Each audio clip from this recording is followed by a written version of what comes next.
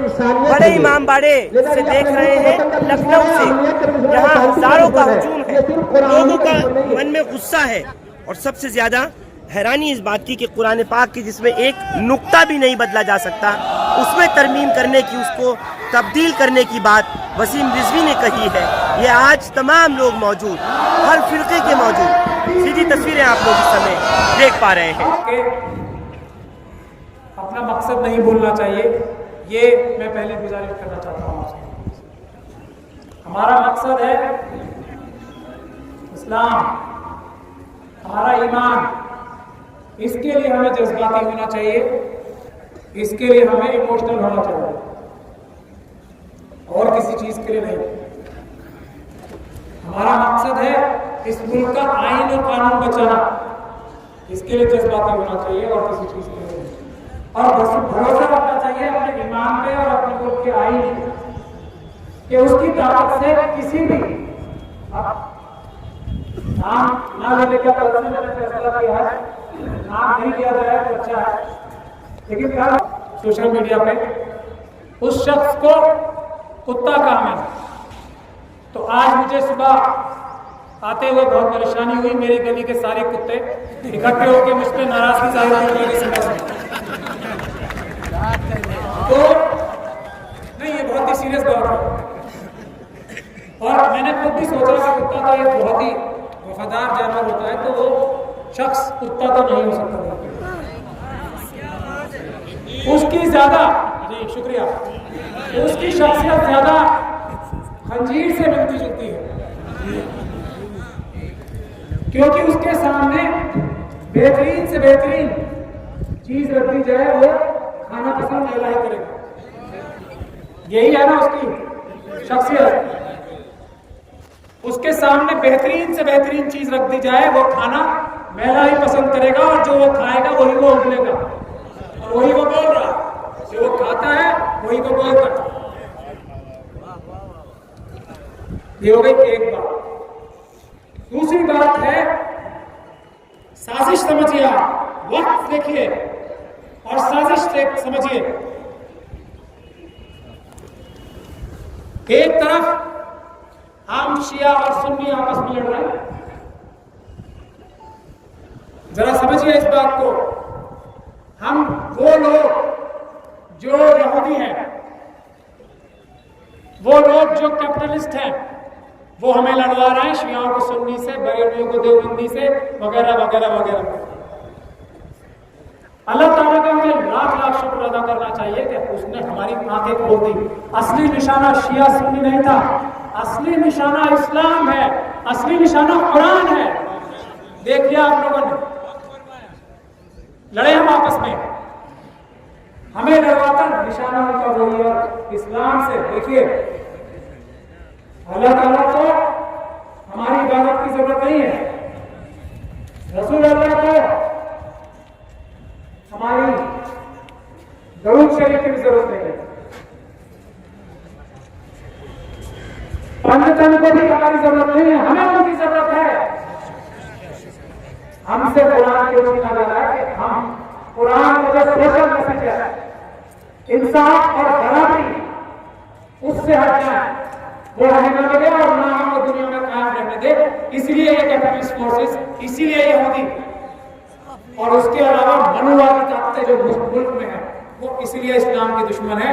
इसीलिए भारत का संविधान जो बाबा साहब डॉक्टर भीमराव अम्बेडकर ने लिखा था, इस्लाम से उसकी रूह लेकर इंसाफ और बराबरी, यही है ये इस्लाम का सोशल मैसेज। इसीलिए भारत के संविधान के दुश्मन है।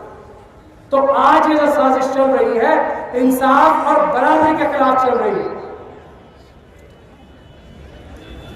इसीलिए हमें अल्लाह ताला का शुक्र अदा करना चाहिए कि उसने ये वाज़ेह कर दी, हमारे आंखों के ऊपर से पर्दे हटा दिए और हमें दिखा दिया कि ये खंजीर मुल्क की दुश्मन ताकतों के साथ मिलकर, मुल्क की ऐसी ताकतों के साथ मिलकर जो भारत का संविधान बदलना चाहती हैं, उनके इशारे पे काम कर रहा है। और टाइम भी देख लीजिए क्या चल रहा है। सब चीजें आपको वाज़ेह रहनी चाहिए। पूरी दुनिया में हमारे देश की बुराई आज इसलिए हो रही है कि संविधान तोड़ा जा रहा है, इंसाफ और बराबरी को कमजोर किया जा रहा है। यही ऐसा टाइम चुना है जबकि मुस्लिम कम्युनिटी जो इस मुल्क की सबसे बड़ी मुहाफिज है, पूरी जिम्मेदारी के साथ बात कह रहा हूं, इस मुल्क को एक रखने में जितनी जिम्मेदारी मुस्लिम कम्युनिटी की है और किसी कम्युनिटी की नहीं है, पूरी जिम्मेदारी के साथ ये बात कर रहा हूं। तो हमें उठ खड़ा होना पड़ेगा। इसीलिए ये कोशिश इस टाइम हो रही है कि 3 तारीख को मौलाना कल्बे जवाद यहाँ मौजूद है। हम लोग ये चीज और हमारे दानिशमंद, खास तौर पे मजहबी रहनुमा, सभी मसलकों के इकट्ठे होकर मौलाना कल्बे जवाद यहाँ मौजूद है। 3 तारीख को हम सब इकट्ठे हुए थे इस चीज को महसूस करके कि आज ऐसा वक्त आ गया कि मिल्लत इस्लामिया छोड़िए, मुल्क खतरे में आ गया, तो हमें मुसलमानों को खड़ा होना पड़ेगा, सभी मजलूमों को, सभी मुस्तज़अफ़ीनों को बचाने के लिए। ये टाइमिंग चुना गया, ये ताकत है मुसलमानों की। जब मुसलमान मुल्क बचाने खड़ा होगा तो मुसलमानों के ऊपर और इस्लाम के ऊपर हमला होगा। लेकिन अल्लाह का शुक्र है, एक प्लेटफॉर्म पर सभी मसलकों के लोग आए और उसका जो अंजाम और नतीजा निकलेगा आप सब लोग बहुत जल्दी देखेंगे। मौलाना की क़यादत में बहुत जल्दी इसके बारे में ऐलान करने जा रहे हैं। दूसरी चीज, खुद इस शख्स के बारे में, और हाँ, भारत का संविधान, भारत का कानून इतना ताकतवर है कि इस खंजीर, और ये खंजीर की गलती नहीं, इसके पीछे जो इसके मालिक हैं, उसको पकड़ लाने के लिए भारत का संविधान और भारत का जो आईन है वो काफी है। लेकिन हम सब लोगों को इस चीज की पूरी जिम्मेदारी से कोशिश करनी चाहिए कि ये खंजीर जिंदा रहे। ये खंजीर को हमें जिंदा रख के इसको जेल पहुंचाना है, क्योंकि जो वक्त की चोरियां की, आप सुन लीजिए ध्यान से, मैंने केसेस देखे हैं, और इसको फांसी नहीं चढ़ने देना है। मैं खुद बहस करूंगा इस बात की, क्योंकि एक इस पे मर्डर का केस है, उसमें इसको फांसी होने की पूरी उम्मीद है। मैं खुद इस बात के लिए बहस करूंगा कि इसको फांसी ना दी जाए, उम्र कैद दी जाए, और जितने इसके गुनाह हैं ध्यान से सुन लीजिए, वक्फ चोरी के, उसमें कम से कम हम बैठ के हिसाब लगा रहे थे, उसमें कम से कम इसको 500 साल की सजा होने वाली है। 500 साल की सजा जेल में, जेल की कार कोठरी में। तो इसकी सबसे आसान सजा होगी अगर ये उस केस में 302 में इसको फांसी हो जाए। वो नहीं होने देंगे हम, 302 में इसको फांसी नहीं होने देंगे। इसको जेल में रख के पूछा जाएगा इसके मालिकान कहां बैठे हैं। हमारी लड़ाई इसके मालिकान से, इस खंजीर से नहीं है। और भारत के संविधान और आईन में इतनी ताकत है कि वो इसके मालिकान, चाहे यहाँ लखनऊ में बैठे हो, चाहे दिल्ली में बैठे हो, चाहे पाकिस्तान में बैठे हो, चाहे तो चीन में बैठे हो, चाहे अमेरिका में, और चाहे इजराइल में बैठे हो, और या नागपुर में बैठे हो, भारत का संविधान उनको पकड़ के लड़ेगा और इस खंजीर के साथ जेल में बंद करेगा इंशाअल्लाह ताला।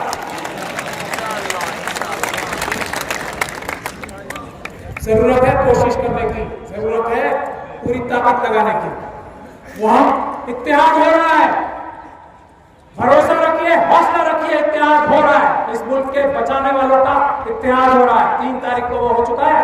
मौलाना जब फरमाएंगे तो हम डिटेल में बताएंगे। एक चीज आखिरी बात करके खत्म करना चाहता हूं। मुझसे पहले एक आलिम ने कहा कि इसको दफन करने की जगह नहीं होनी चाहिए।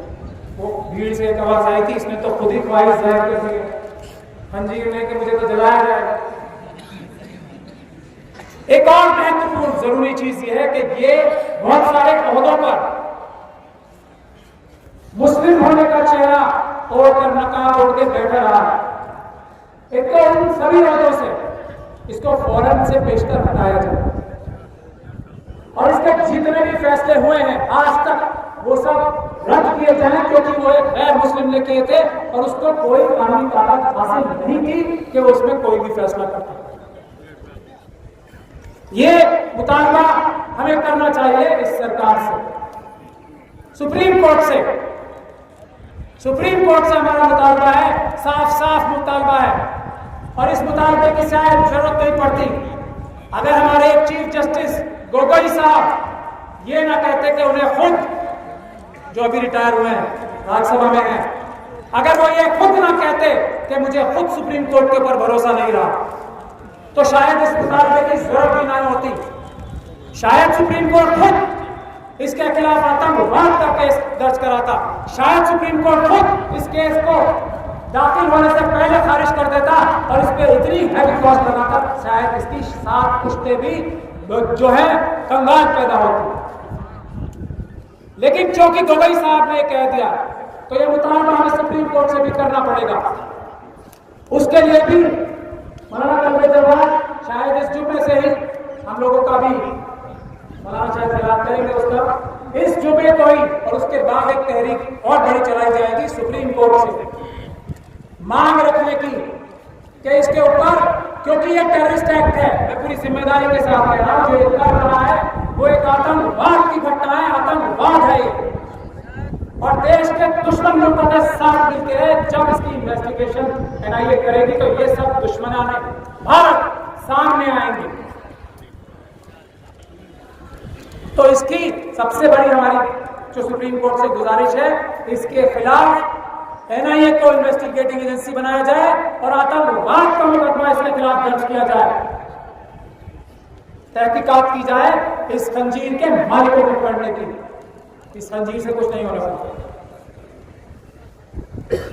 इन्हीं लफ्जों के साथ मैं आप सभी लोगों का शुक्रिया अदा करता हूं। हमारी ताकत है, इस्लाम हमारी ताकत है, ईमान हमारी ताकत है। 70-72 लोग हजारों के सामने जिस तरह खड़े हो सकते हैं, तो नंबर्स हमारी कभी ताकत नहीं थे। नंबर्स तो हमारे पास कभी भी आ जाते और चले जाते हैं। हमारा ईमान